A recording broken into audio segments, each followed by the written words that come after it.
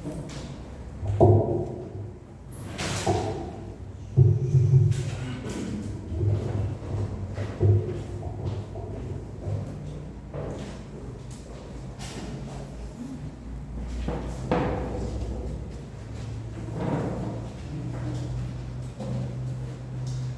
como ya pudieron ver, este ha sido un culto diferente. No tenemos músicos en este día. Nuestro hermano Hugo está disfrutando con su familia de unas merecidas vacaciones, y esa es la razón por la que hoy pues tuvo que hacer una serie de arreglos diferentes para poder llevar a cabo la adoración, y pues gracias por ello. También otro pequeño aviso: esta semana realicé un grupo de amistad, entonces ya por ahí se nos estará indicando. Al parecer va a haber una sesión unida en esta semana solamente, y ya después se les indicará el día. No estoy seguro si es el martes o jueves, pero bueno, ya se nos dirá. Y también tenemos una actividad en 2 semanas para ir a San Luis Potosí, los que se apuntaron, y pues también hay que tener en oración esa actividad para participar con nuestra iglesia hermana de San Luis. Bueno, como ustedes pueden percatarse, hemos pasado ya tiempo de Adviento. Tiene ya algunos meses que habíamos puesto pausa a este tema de Apocalipsis, y en los siguientes meses estaremos continuando. De nuevo interrumpiremos en Semana Santa, pero es un libro fascinante. Yo creo que lo que hemos estado aprendiendo a lo largo de estos meses, ya más de un año, acerca de este libro ha sido de mucha bendición para nuestra iglesia, para nuestra tranquilidad.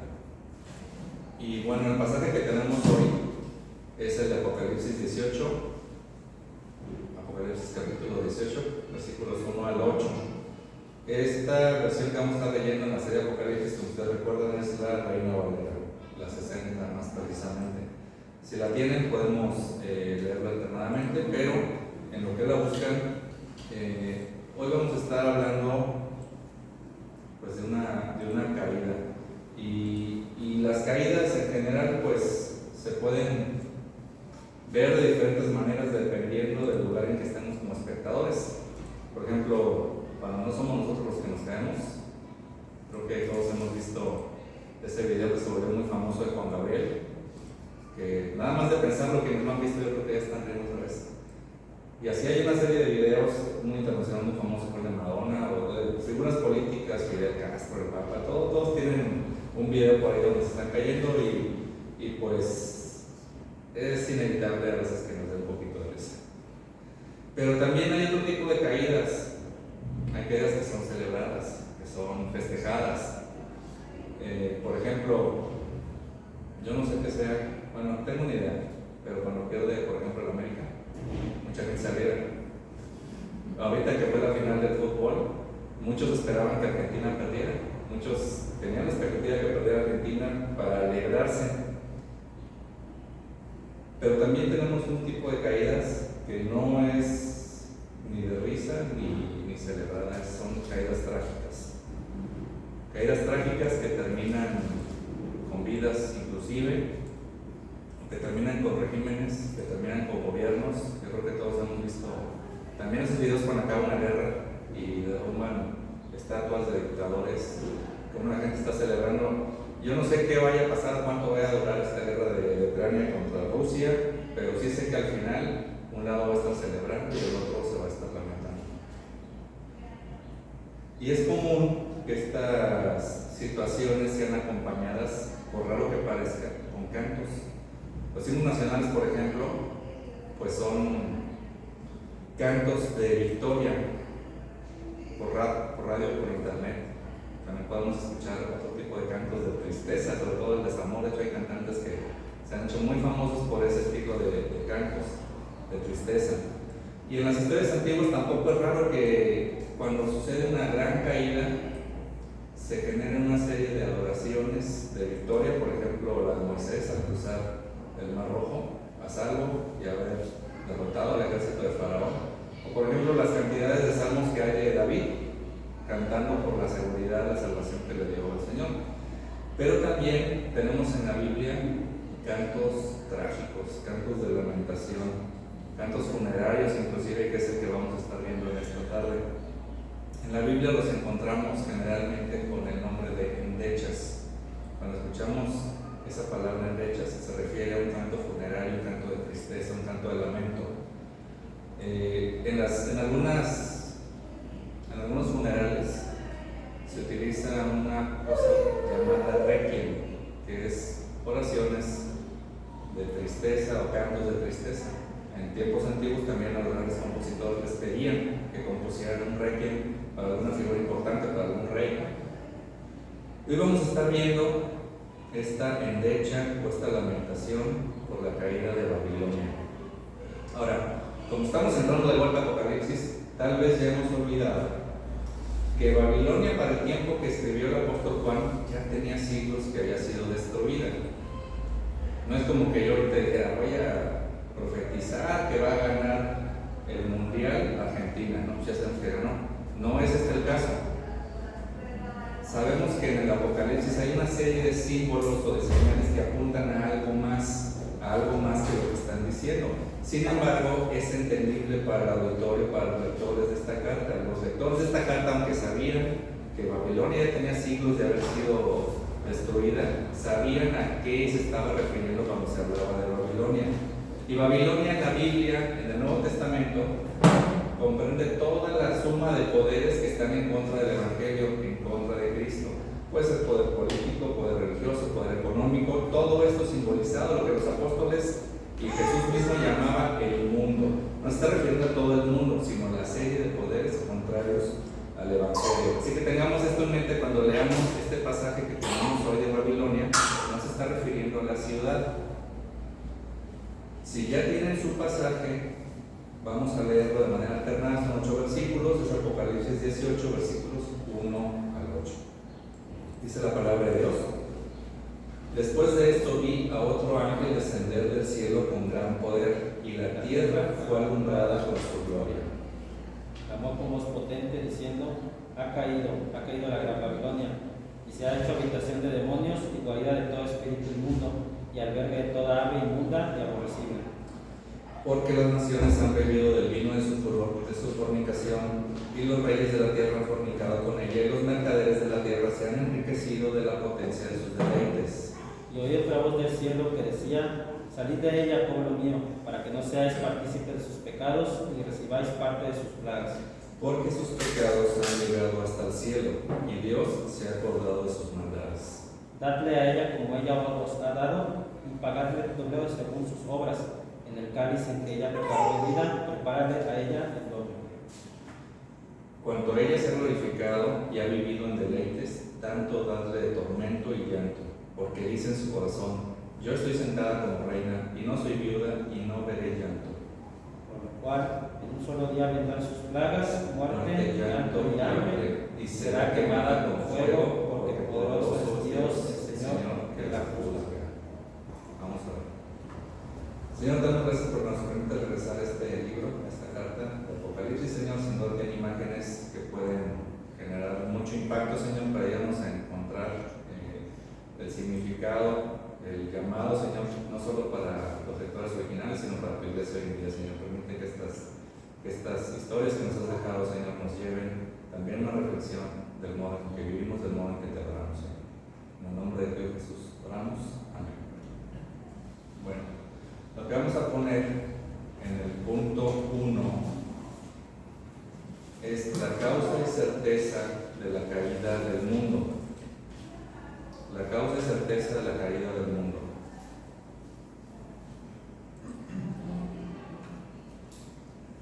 El apóstol Juan nos describe, recuerden que él está en una serie de visiones donde va cambiando de escena de un momento a otro, y en una escena tiene una perspectiva del cielo, en otra escena tiene una perspectiva de la tierra, de situaciones que son o paralelas o simultáneas.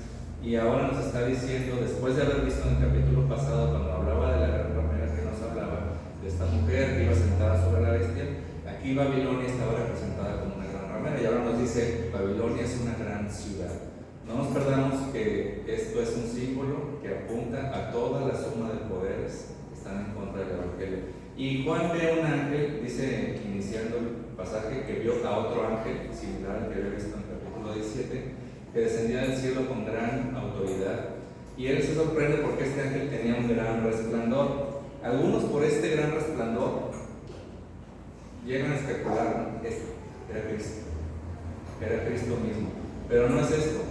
Ciertamente viene del cielo, pero recordemos que este efecto de brillo, de reflejo de la gloria del Señor, era algo que comúnmente se daba con las personas que habían tenido un contacto directo con Dios. Vemos, por ejemplo, en Éxodo 34:29, este pasaje tan conocido de cuando Moisés subió al monte Sinaí a recibir las tablas de la ley, después desciende, lo deben tener en su pantalla, lo tienen también en su hojita, dice que al descender del monte no sabía Moisés que la piel de su rostro resplandecía, después que hubo hablado con Dios. Sabemos que la vida de Moisés en adelante no fue todo el tiempo que su cara estuvo brillante, no se nos dice a lo largo del Éxodo que ya no necesitaban la nube porque ya Moisés les alumbraba el camino en la noche, no se nos dice eso.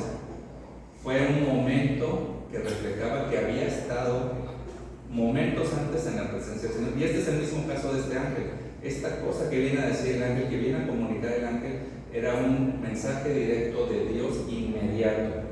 También, por ejemplo, no sé si lo notaron o si lo han notado, cuando estamos en el periodo de Adviento y siempre conocemos y recordamos ese pasaje de los pastores, hay un detalle que casi siempre pasamos por alto, que está en Lucas 2:9. Dice, y aquí se les presentó un ángel del Señor, y la gloria del Señor los rodeó de resplandor, y tuvieron gran temor. Está hablando de los pastores, que en donde llega el ángel, les dice, ha nacido en Belén el Salvador, y lo van a encontrar de esta manera, Pero aquí esta parte, la gloria del Señor los rodeó de resplandor, es un mensaje que acababa de dar Dios el Padre, y que este ángel bajó a decir inmediatamente a los pastores. Y el ángel gritó a gran voz. Y es interesante esta manera, para nosotros a lo mejor no nos dice nada, pero esta manera en que lo dice, ha caído, y lo repite, ha caído la gran Babilonia, era una manera en la que comúnmente se escribían las endechas, esos cantos funerarios, hacían esa repetición. Este apóstol Juan tenía en su mente todas las profecías, en particular de Jeremías, Isaías y Zacarías, que generalmente cuando daban una profecía contra la Babilonia real, o contra Tiro, o contra cualquiera de los pueblos enemigos, generalmente venían con esa composición.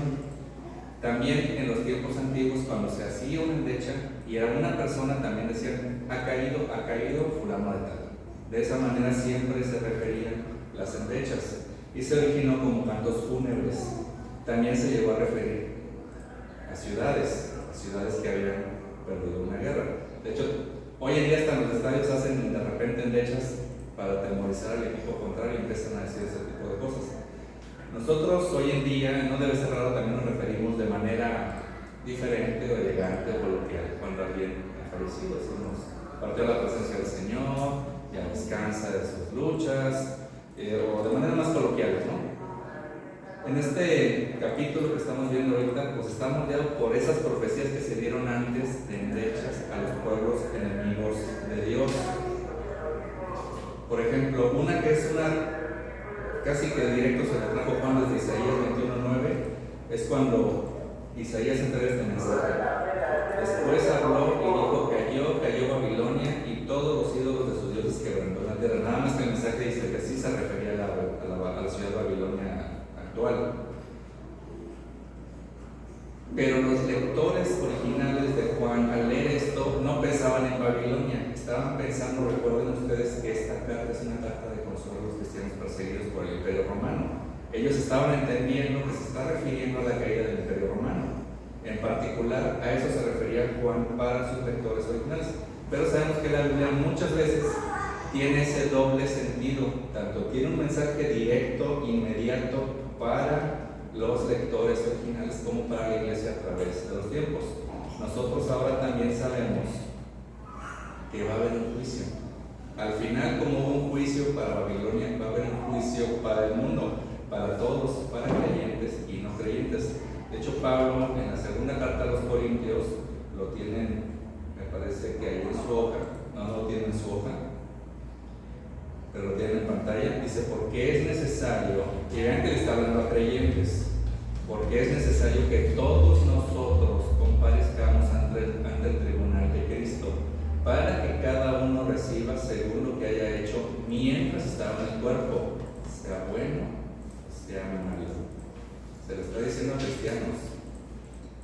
Claramente, también los que no son creyentes van a pasar por ese tribunal. Y porque la Biblia lo dice, sabemos que es una verdad ineludible. Yo, en algún momento, voy a estar parado en ese tribunal. Ramón, tú también en algún momento vas a estar parado en ese tribunal. Juan Luis también va a estar parado en ese tribunal. Hermana Luz también va a estar parado. Todos los que estamos aquí vamos a estar en ese tribunal. Y no vamos a ver paciencia en Madero Norte. Uno por uno va a ser visto, va a ser juzgado, no hay grupal. Así que tengamos eso en cuenta en todas las actividades que hacemos en el día a día. Más adelante vamos a ir viendo un poquito más de esos detalles. ¿Y cuál es la causa entonces? Babilonia fue juzgada y fue condenada. ¿Cuál fue la causa? Nos dice el versículo 3: porque todas las naciones han bebido del vino del furor de su fornicación, y los reyes de la tierra han fornicado con ella, y los mercaderes de la tierra se han enriquecido con la potencia de los deleites. Recuerden, no es una cosa literal, estamos hablando aquí de un símbolo que es una ciudad. Dice que los reyes han fornicado con ella, y también los comerciantes. Las naciones han bebido del furor de su fornicación. Y la palabra fornicación en el Antiguo Testamento generalmente se asocia a la apostasía, es decir, al rechazo de Dios, Por lo tanto, la culpa que tiene Babilonia es que fue culpable de inducir a todo su contorno a olvidar a Dios. ¿Y cómo hacía esto? A través de los lujos, a través del comercio. Veíamos en las primeras cartas dirigidas a las iglesias en Apocalipsis que muchos sindicatos o mercaderes se agrupaban y tenían que adorar a determinado Dios. En este caso el Imperio Romano, el que tenían que adorar pues era el César como Dios, y de otra manera no hacían negocios. Entonces de cierta manera estaban promoviendo la idolatría o a través de los lujos. En el Imperio Romano se decía que era el gran mercado del mundo, que llegaban los barcos de todas las naciones del mundo conocido, y cada hora, dicen los historiadores, llegaba un barco, unas con telas, otro con marfiles, otro con maderas preciosas, y llegaban barcos y barcos y barcos, de tal manera que la gente se enriquecía y ponía toda su confianza en lo material. Decían, no, yo tengo todo lo que me hace feliz. Y de hecho es lo que se refiere aquí más adelante, que es lo que dice Babilonia. Todo lo que me hace feliz lo tengo, ¿para qué necesito a Dios? Y muchas veces nosotros somos tentados a pensar de esa manera. Los mercaderes de la tierra se enriquecieron con ello, los reyes bebieron de esa fornicación. Y en el versículo 5 nos dice esta voz diciendo: porque sus pecados han llegado hasta el cielo, y Dios se ha acordado de sus iniquidades. Hubo un tiempo en el mundo, en Génesis se nos relata, cuando la humanidad se puso de acuerdo y quiso erigir una ciudad con una gran torre que llegara hasta el cielo, para gloriarse ellos mismos. Ya sabemos que eso no acabó muy bien, pero finalmente el hombre logró construir una torre que llegara al cielo, nada más que no fue una torre de gloria, fue una torre de deshonra, porque sus pecados han llegado, o dicen otras versiones, se han amontonado hasta el cielo, y Dios se ha acordado de sus iniquidades. Ese pasaje que está en Génesis 11:4, el que habla de la torre de Babel, dice: y dijeron, vamos, edifiquémonos una ciudad y una torre cuya cúspide llegue al cielo, y hagámonos un nombre. Esto sucedió después del diluvio universal. El Señor les dijo, igual que a Adán y Eva, vayan, extiéndase. ¿Qué dicen ellos? No, vamos a hacer una ciudad y vamos a hacer una torre que llega al cielo. Es una franca rebeldía del pueblo. Pero en este pasaje vemos que efectivamente sí construyeron esa torre que llegara al cielo. Y Jeremías 51:8-9 nos dice algo similar. En un momento cayó Babilonia y se despedazó, gemid sobre ella, porque ha llegado hasta el cielo su juicio y se ha alzado hasta las nubes. Jeremías 51:8-9. Obviamente los pecados son invisibles, no se pueden ver. De nuevo es una figura hiperbólica para expresar una exageración de la cantidad y la gravedad de los pecados que tenía Babilonia. Ahora, también no sé si les llama la atención, muchas veces en la Biblia decimos, o escuchamos, o leemos, que Dios se acuerda, o que Dios olvida. Entonces, ¿cómo? O sea, le tengo que decir a Dios, Dios, acuérdate de tus misericordias con mi pueblo, o sea, como dicen muchos en el Antiguo Testamento. O a Dios se le olvidó mi pecado de repente, chance cuando llegue ese juicio se le olvide, ¿no? Estaría muy bueno. Pero no se refiere a ese olvidar ni a ese recordar. Obviamente Dios recuerda. Lo que está diciéndonos con el verbo es que no lo va a usar en contra de nosotros, no nos lo va a poner enfrente. Es como alguien que ha sido perdonado, no espera que si ya pidió disculpas, nuevamente se le está restregando. Acuérdate, pues, oye, pide disculpas.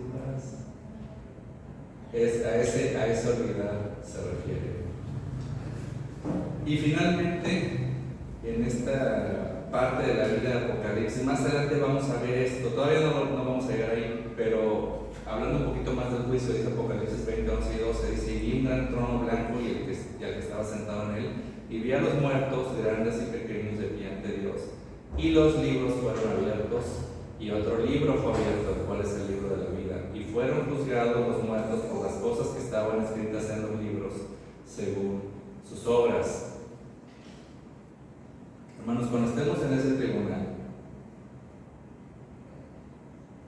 es posible que nosotros no recordemos la cantidad de pecados que hemos realizado. Probablemente no recordemos si de niños le gritamos a nuestra mamá, por ejemplo, o no lo obedecimos, o no recordamos cantidad de pecados que a lo mejor hicimos la semana pasada, o simplemente pues, nos hacemos los que no, y mientras no me lo echen en cara, pues yo disimulo también. Pero aquí nos dice la palabra de Dios que hay libros con registros, o que hay obviamente también es un símbolo, que nos van a estar recordando los pecados que hicimos, que en ese momento del juicio vamos a conocer si es que los hemos olvidado, o vamos a reconocer si es que los queremos esconder, los pecados que hemos conocido. ¿Y cuáles son esos pecados de Babilonia? Hace ratito es interesante porque cuando Dios nos decía que muchas veces nuestro orgullo nos juega en contra para acercarnos a la presencia de Dios, y es precisamente uno de los pecados de Babilonia. Se nos refiere aquí en la Biblia que Babilonia dijo en su corazón, eso también es importante, pero no vamos a entrar a eso. El Señor conoce nuestros pensamientos y nuestras intenciones. Dice: yo estoy sentada como reina y no soy viuda y no veré llanto. ¿Por qué dice eso? De nuevo, es una ciudad, estamos hablando de una ciudad. ¿Por qué dice Babilonia eso?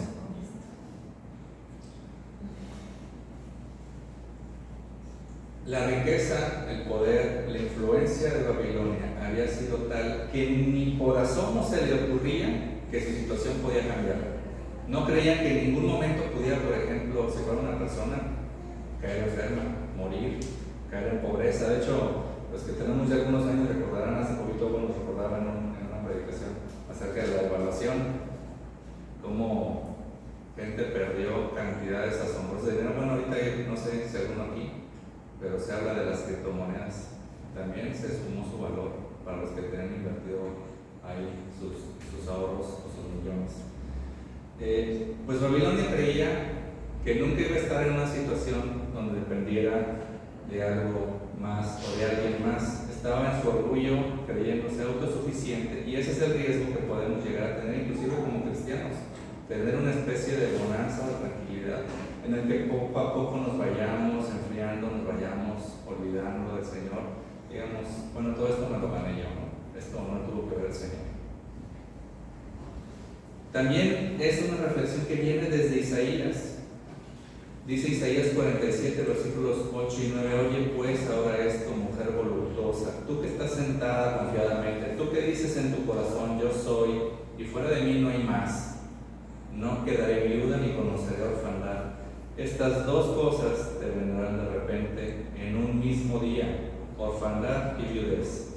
En toda su fuerza vendrán sobre ti. Sabemos que esta profecía a la Babilonia antigua se cumplió eventualmente. Así que el orgullo también puede jugar en contra nuestra. Sabemos que el orgullo también jugó en contra de Satanás. De nuevo, el orgullo es una raíz que seguimos teniendo en nuestro corazón, con la que hay que estar batallando continuamente, porque en el momento en que dejemos crecer las hojitas, se desarrolla una plantota. Y la gente que es poderosa, yo creo que muchas veces también hemos visto esos videos que se hacen virales, Lord y Lady, los taquitos, ¿no? A lo mejor alguien que no quiso pagar los taquitos, hizo un escandalazo, o Lady estacionamiento, ¿no? Una que le quiso ganar el estacionamiento a otra y terminaron el pleito y diciendo yo soy hija del secretario de no sé qué, con completa prepotencia. Siempre hemos visto ese tipo de cosas, pero el detalle de eso es que esa actitud desafía a Dios, esa actitud de soberbia, de autosuficiencia, es reprochable, es rechazada por el Señor. Y esa es la razón, una de las razones por las que Babilonia va a caer. Eso y por haber inducido al mundo con su autosuficiencia, con todas las riquezas. Y por eso vamos a ver qué clase de castigo va a tener Babilonia. Y ese es el punto 2, el castigo del mundo. El castigo del mundo. ¿Cuál va a ser el castigo? Ya vimos que fue juzgada y fue condenada. ¿Cuál fue su castigo? Dicen los versículos 6 y 8, darle a ella como ella os ha dado, y pagarle doble según sus obras. En el cáliz en que ella preparó bebida, prepararle a ella el doble. En un solo día vendrán sus plagas, muerte, llanto y hambre, y será quemada con fuego, porque poderoso es Dios, el Señor, que la juzga.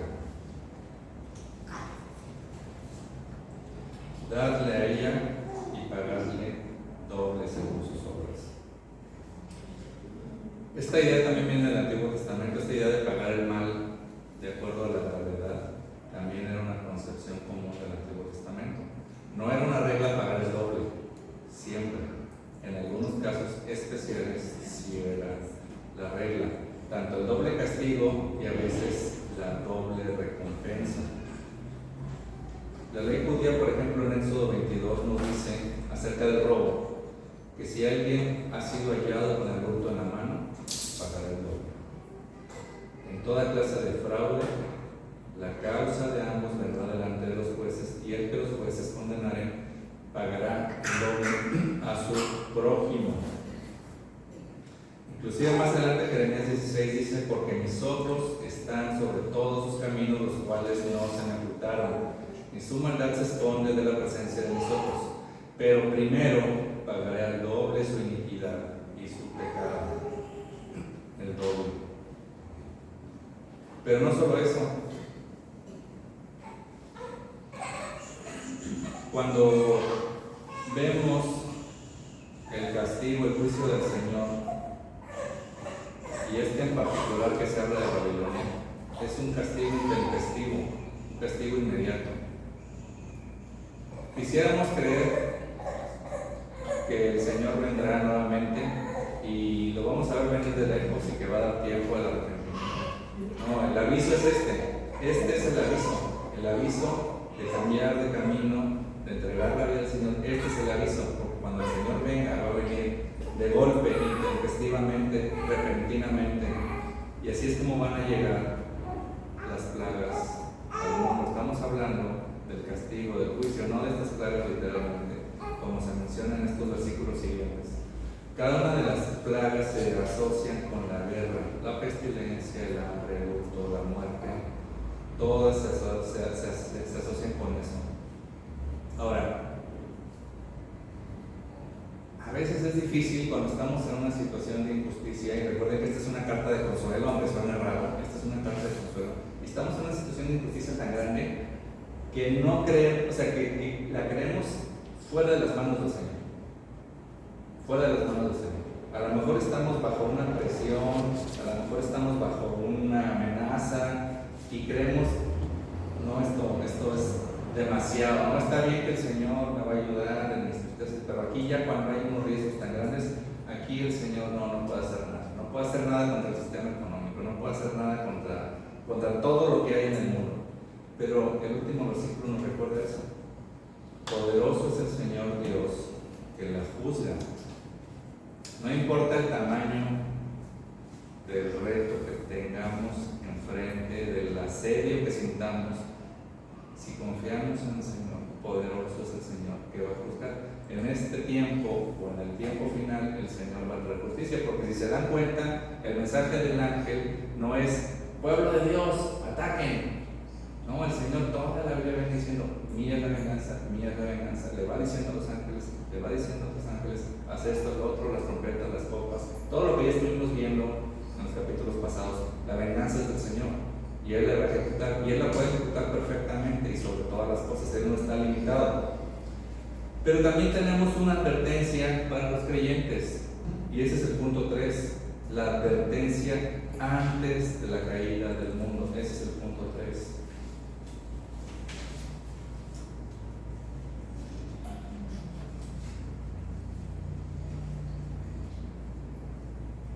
Dice el versículo 4: y oí otra voz del cielo que decía: salid de ella, pueblo mío, para que no seáis partícipes de sus pecados, ni recibáis parte de sus plagas. Salgan de Babilonia, pueblo mío, le dice el Señor a su pueblo, para que no sean partícipes de dos cosas: ni de sus pecados de Babilonia, ni del castigo que va a tener. Esto sin duda nos hace referencia a un escape también de una ciudad que se dio en Génesis. ¿Ustedes recuerdan la historia de Lot? A quien se le dice: sal, pero ya abandona esta ciudad con toda tu familia, porque el Señor viene a destruir esta ciudad. Y este mensaje se lo dieron también a los ángeles a Lot, lo tienen en Génesis 19. Vamos a destruir este lugar por cuanto el clamor contra ella ha subido de punto delante de Jehová. También las oraciones suben hasta el reino de los cielos, y esta oración fue contestada.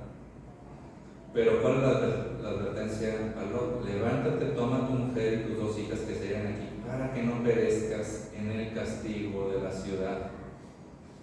El pueblo de Dios, Lot en ese tiempo, nosotros también somos llamados a abandonar esa Babilonia. Dice Jeremías 51:45 también: salid en medio de ella, pueblo mío, y salvad cada uno su vida del ardor de la ira de Jehová.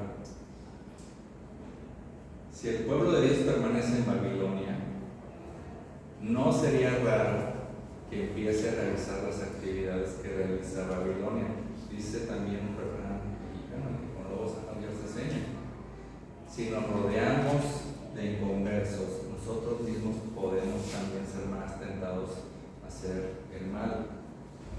Y esa es una constante desde el principio, desde Génesis hasta Apocalipsis, y lo vamos a ver en algunos pasajes de Deuteronomio 7, 3, 4. No emparentarás con ella. Cuando llegó el pueblo de Israel a la tierra de Canaán, le dice: no te emparentes con los pueblos, destrúyelos a todos, porque desviará a tus hijos de en pos de mí y servirán a dioses ajenos, y el furor de Jehová se encenderá sobre vosotros. Deuteronomio 7, 3, 4. Y también vemos que no hicieron caso. Inclusive vemos el caso del rey Salomón en el primer libro de Reyes. Cuando Salomón era viejo, sus mujeres inclinaron su corazón tras dioses ajenos, y su corazón no era perfecto. Segunda de Corintios, en el Nuevo Testamento, para los que dicen: no, ya estamos en el tiempo de la gracia, y lo que dice el Antiguo Testamento ya no vale. Segunda de Corintios 6: no os unáis en yugo desigual con los incrédulos, porque qué compañerismo tiene la justicia con la injusticia, qué comunión la luz con las tinieblas, qué concordia Cristo con Belial, con Satanás, o qué parte el creyente con el incrédulo, y qué acuerdo hay entre el templo de Dios y los ídolos. Es como si viniéramos aquí a poner ídolos, y así nos lo dice Pablo. ¿Cómo puede haber eso? Dice: ¿y saben por qué? Porque ustedes son el templo de Dios, y si están en yugo desigual, ese templo de Dios es como si le metieras ídolos. Dice: por lo cual termina este pasaje de 2 Corintios: salid en medio de ellos y apartaos, dice el Señor, no toquéis lo inmundo. Ahora, no es un asunto de que hay ustedes son inmundos y yo no. Nosotros también ya nos dijo, cuando estuvimos viendo el estudio, ya nos dijo Pablo en Romanos que nosotros también éramos inmundos. No había nada bueno en nosotros. Fuimos purificados por el Espíritu Santo. No es para que nos demos aires es para que tengamos también nosotros esa soberbia de Babilonia. No hay nada que nosotros hubiéramos hecho, fue por la pura gracia de nuestro Señor. Y dice, desde Génesis hasta Apocalipsis, hay dos simientes, no las revuelvan. ¿Por qué hay tanto divorcio dentro de la iglesia? Uno pensaría que en las iglesias no hay divorcios, pero ¿por qué hay divorcios dentro de las iglesias? Por varias razones. Hay varias razones, pero la mayoría tiene que ver con el yugo desigual o tiene que ver con el orgullo. ¿Qué es el orgullo? El orgullo es que Dios dice, mujer, tienes que hacer esto, marido, tienes que hacer esto otro. ¿Y qué hace la mujer y qué hace el marido? No, eso es orgullo. No, Señor, tú no sabes, yo sé mejor. Yo sé, yo lo puedo arreglar sin tu ayuda, Señor, gracias. Eso es el orgullo. Ahora, ¿cómo esperamos en nuestras relaciones bendición con desobediencia? El Señor nunca ha dicho, desobedéceme y serás bendito. Al contrario, generalmente hace serias advertencias. Y aquí está diciéndonos una muy seria: salgan de Babilonia, salgan de Babilonia, no se unan en yugo desigual. Ahora, en el caso de los matrimonios, obviamente también los apóstoles tienen sus consejos cuando alguien ya se casó y después llega al conocimiento del Señor. Es una situación completamente diferente. Probablemente la veremos en el mes de la familia. No es el momento ahorita. Pero acerca de los amigos, ¿han considerado la clase de amigos que elegimos, con los que frecuentamos? Dice 1 Corintios también el apóstol Pablo: no erréis, las malas conversaciones corrompen las buenas costumbres. Porque nuestros amigos inconversos, ¿de qué van a hablar? Oye, platícame cómo conozco más al Señor. No, de hecho nos van a tender a tener ese efecto babilónico de querernos seducir, de querernos llevar hacia la desobediencia, y es por eso que la Biblia siempre nos dice, no hagan eso. Ahora, pareciera que lo que les estoy diciendo es que nos fuéramos entonces a una cueva y no nos juntemos con nadie y puro cristiano. No ese es el mensaje, porque de hecho somos llamados a lo contrario, a influir en el mundo, no a separarnos del mundo, pero sí a influirlo. Decía un predicador, Martin Lloyd-Jones, no es malo tener amigos no cristianos, malo es no ser cristiano cerca de ellos. Malo es no ser cristiano cerca de ellos. Y ese es el dilema del cristiano, porque se nos envía al mundo en constante riesgo de ser, como decía nuestro hermano Luis Montiel, de ser babilonizados. Y sin embargo es a donde nos manda el Señor, es a donde nos manda, pero también nos manda a estar siempre con la guardia arriba, siempre estar velando, siempre estar pendientes, no estar adormecidos, no empezar poquito a poco a llevar a cabo las costumbres, de tal manera que cuando alguien nos vea diga, ¿a poco este es cristiano? A mí ya les platiqué en alguna ocasión esa experiencia. ¿A poco este hermano? Platiqué lo de mí. Hermanos, ese es el detalle, que muchas veces ese poquito a poquito nos va sacando, nos va volviendo. Y dice Efesios 5:11, no participéis en las obras infructuosas de las tinieblas, sino más bien reprenderlas.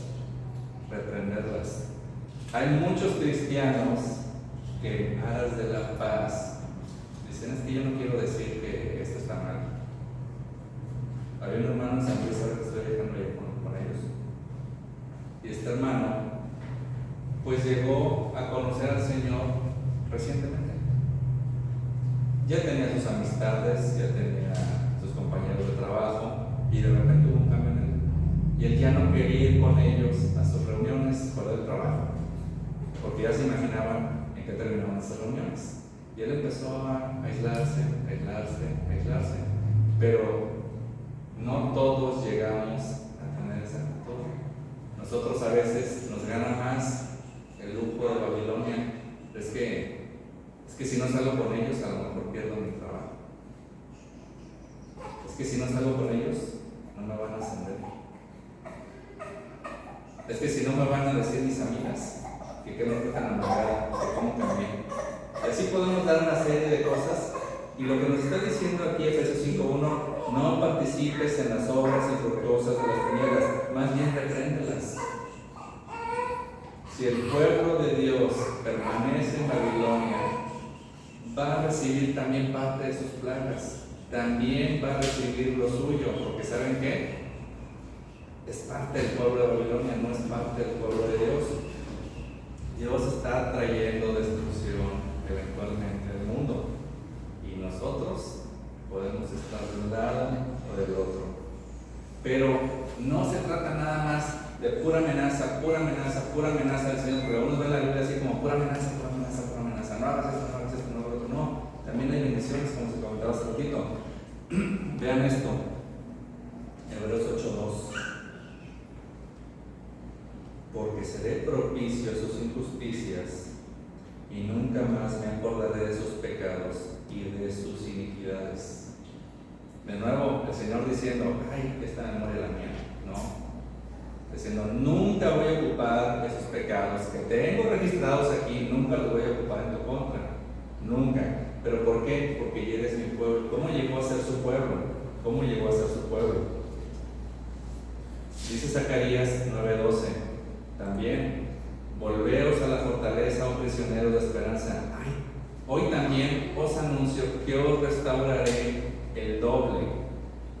Antes de que nos brillen los ojos así con el símbolo de monedas, no está hablando de bendiciones económicas, está hablando de una... Imagínense que está criticando el poder económico de Babilonia y luego dice, no, yo se lo voy a dar. No está hablando de bendiciones económicas, no está limitado, ciertamente el Señor nos puede dar bendiciones económicas, pero Él no está buscando darnos únicamente, Él está buscando transformarnos a la imagen de Cristo, no volvernos el siguiente Carlos Slim. Entonces, ya para terminar, podemos tener estas certezas. Va a haber un juicio. Va a haber un juicio para todos de todos los tiempos, va a haber un juicio. Otra certeza, se abrirán los libros de las obras y de la vida. Ya en Apocalipsis hemos visto que no tenga escrito su nombre en el libro de la vida, ya lo hemos visto en su momento. Otra, los pecados, tus pecados que a lo mejor nadie sabe, que nadie vio o ve, van a ser sacados a la luz en ese momento. Todos los pecados. Si sustraíste algo, si tibiaste algo, si mandaste algo, si fuiste a un lugar, todo eso va a salir a la luz, lo que veías, lo que pensabas, todo va a salir a la luz. Y nada más hay dos. Como dice aquí Zacarías, vas a tener una bendición o vas a tener una maldición. ¿Y cuál es la diferencia? ¿Qué es lo que nos pone de un lado o del otro?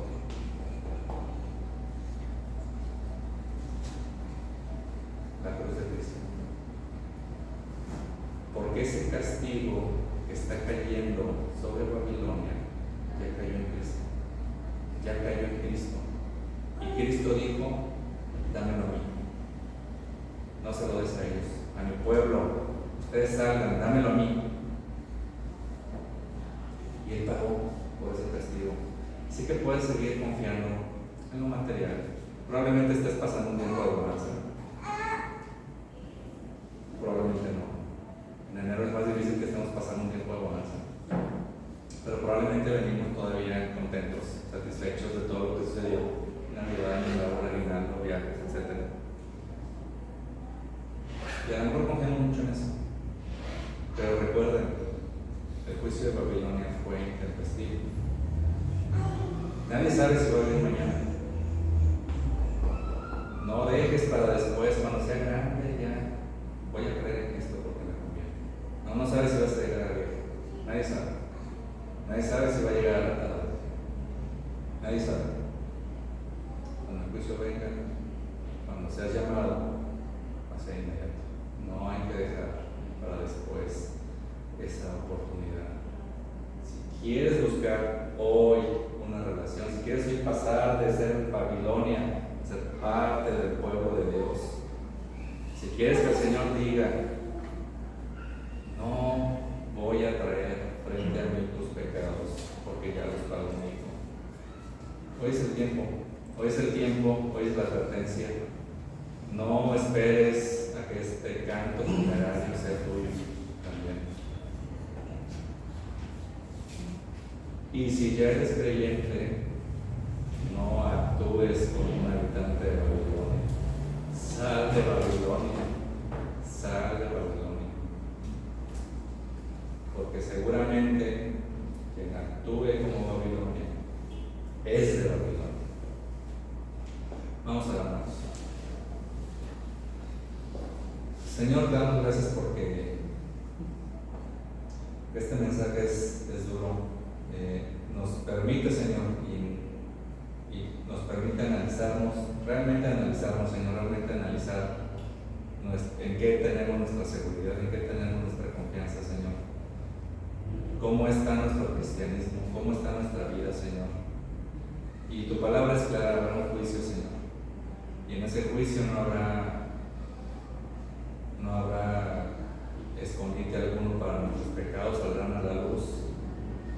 Por una luz que nos va a avergonzar, Señor, seguramente, pero también, Señor, has puesto, como dice tu palabra, este abogado que es Cristo, Señor, este abogado que ha pagado, este abogado que nos da de nuevo comunión contigo, este abogado que nos hace tu pueblo, Señor, que nos rescató de Babilonia, Señor, del mundo, que nos ha traído, Señor, pero ahora también como iglesia tenemos esta misión, Señor, de ir por otros, de llamar a otros, de sacarlos de Babilonia, Señor, y ayudarles también a que puedan ir creciendo en la fe como nosotros, Señor. Nosotros sin duda no somos ejemplo de perfección, seguimos necesitando continuamente, Señor, de tu gracia y de tu perdón. Ayúdanos, Señor, a ser conscientes de nuestros pecados, a ser conscientes de nuestro cristianismo, Señor. Ayúdanos también a ser ayuda de nuestros hermanos, Señor. Ayúdanos a ir caminando juntos en este éxodo también, Señor, hacia la casa,